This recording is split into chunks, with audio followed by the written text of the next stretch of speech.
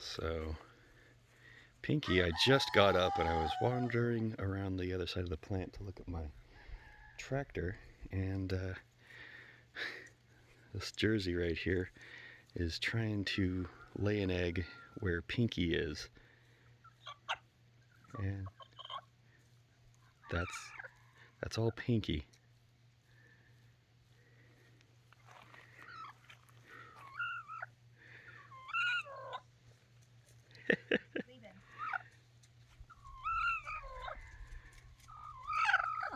That is a new one on me.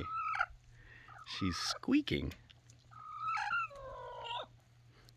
See, as you get more into the growl territory, that's what I'm used to. They make these terrifying growl dinosaur noises. There you go. That's normal.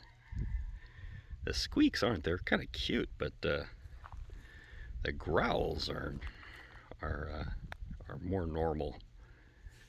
It looks like Pinky is not going to back down. And the funny thing is if you don't have chickens, um, usually when people talk about like broody hens and how many nest boxes you need per chickens, it's like half or less of the number of hens.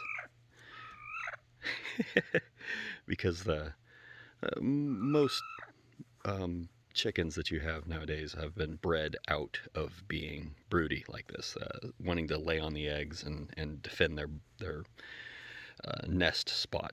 They just don't do it. So what you end up seeing is a couple of really good spots to lay eggs, and everybody kind of wants to be there. And most of the time they'll lay their egg and maybe sit on it for an hour or two and then lose interest and go do something else. Every once in a while you get this, and if the broody hen doesn't peck and drive off the intruder, sometimes the intruder will lay an egg on top of the hen that's in the spot that she wants to be in, and then either roll or just lay on top of an egg on top of a hen on top of other eggs. It's pretty funny. Uh, Pinky is just squeaking up a storm, though. I've never heard this sound before. It's so funny because it's so high pitched and cute, especially for a hen that did well. My phone may not want to. Well, I've still got a little bit of a closing wound there from the one that's making the sound.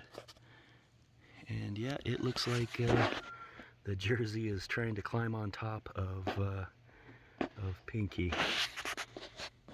And were it the other way around, the Jersey would probably be growling instead of squeaking. It's a really cute chicken sound. Pinky, are you defending your nest? Huh? So this is a pretty good nest spot because as we get back into summer, you see all these broken stems here. This is some kind of a ground covering purple flower. I don't know what it is. It does a really good job of getting about 3 feet tall and getting very, very dense. And then I don't get weeds up in here because there's no sunlight at that level. But they all die off in the winter. Various levels of dying off. And so there's nice cover in there. And then this plant, this is called a sago palm. It's not actually related to the palm. It's I think the pronunciation is cycad, but I could be wrong there.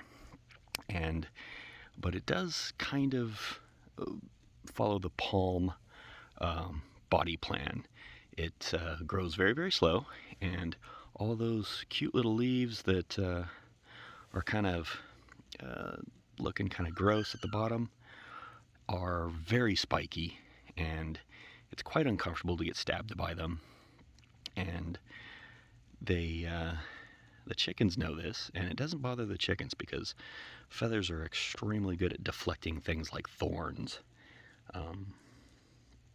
They're not at all bothered by the cactuses we have out here, or obviously this guy, or I've got, that's a rose, this is a rose. They don't, thorns don't bug them at all, and so they climb underneath there. The dogs are not very fond of getting stabbed in the nose and eyes by the plant, so eggs have a little bit better chance of making it until I get out here, or better yet for the chickens, I don't notice for a couple of days and they get to lay on them. And Pinky might have up and decided that she's going to sit on some eggs for a while, and that's a pretty good spot. And every time that Jersey tries to get a little bit more into the perfect spot, she gets squeaked at. So, circle of life, I'm going to let this happen because it's just cute.